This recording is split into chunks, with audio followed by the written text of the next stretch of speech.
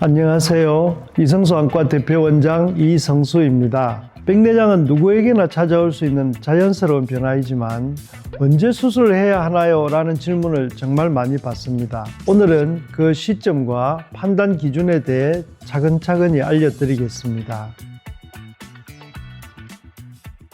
백내장은 노화로 인해 눈 속의 수정체가 혼탁해지면서 생기는 현상입니다. 보통 40대 이후부터 조금씩 시작되는데요. 60대가 되면 거의 대부분에서 어느 정도 백내장이 관찰됩니다. 즉 질병이기는 하지만 노화의 한 과정으로 이해하시는 게 맞습니다. 당뇨병이나 스테로이드 약물 복용, 자외선 노출이 많은 경우에는 더 빨리 진행할 수도 있습니다.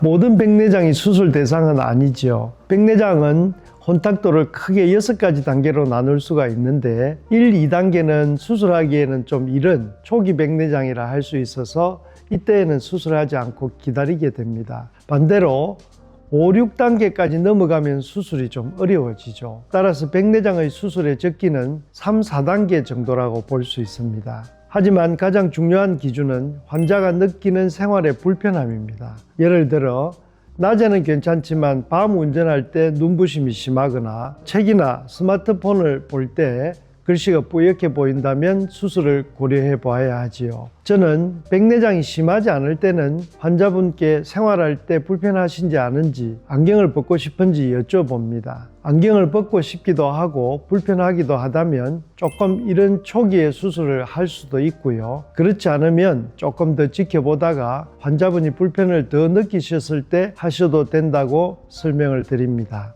다만 수정체의 조절 기능이 40대, 50대 초중반까지는 어느 정도 남아있는 경우가 있기 때문에 백내장 수술을 하게 되면 조절력을 상실하는 효과도 있습니다. 그래서 우리가 얻는 것도 있지만 잃는 것도 있다는 점을 고려하셔야 됩니다.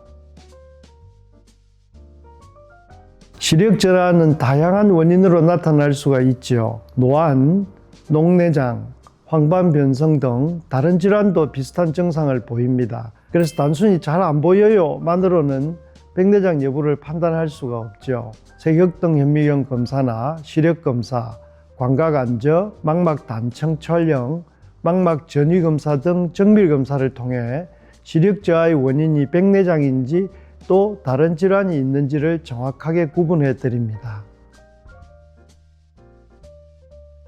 백내장은 2차 합병증을 일으킬 수 있기 때문에 무한정 미룰 수는 없습니다. 백내장을 너무 오래 방치하면 수정체가 딱딱해지고 커져서 수술이 어려워질 수도 있습니다. 백내장이 많이 진행이 되면 수술의 난이도가 점점 높아지는데요. 초음파로 제거하는 시간도 오래 걸리고 수술 중에 합병증의 위험도 높아집니다. 수술 조건이 좋지 않은 경우, 예를 들면 동공이 잘 커지지 않고 수정체가 엄청 단단하면 초음파로 조각을 내거나 흡입하는 것이 힘들고 수술 후에 각막 부종, 안압 상승 등의 문제가 생길 수가 있고 또는 수술 중에 훈황 파열 같은 원치 않는 합병증이 올 수가 있습니다. 너무 늦추기보다는 생활에 불편감이 생기기 시작한 시점에 미리 와서 상담을 받는 것이 가장 안전합니다.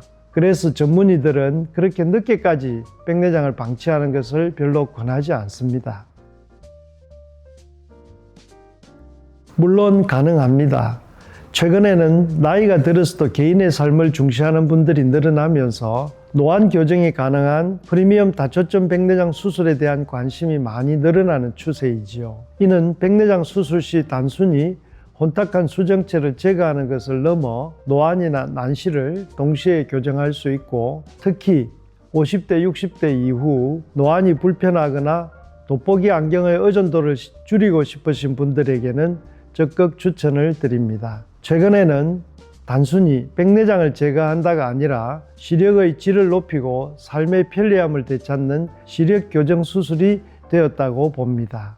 결국 백내장은 나이보다 생활의 불편함 그리고 눈의 상태가 기준이 됩니다. 아직 괜찮겠지 하고 불편한 가운데 미루기보다는 정밀검사를 통해 지금이 수술에 적합한 시기인지 확인하는 것이 가장 안전합니다. 수술 경험이 많은 안과 전문의가 운영하는 안과를 찾아 개인별 시력 상태와 생활 패턴에 맞춰 가장 적절한 수술 시기와 방법을 찾아 백내장을 잘 수술 받으시기를 바랍니다. 감사합니다.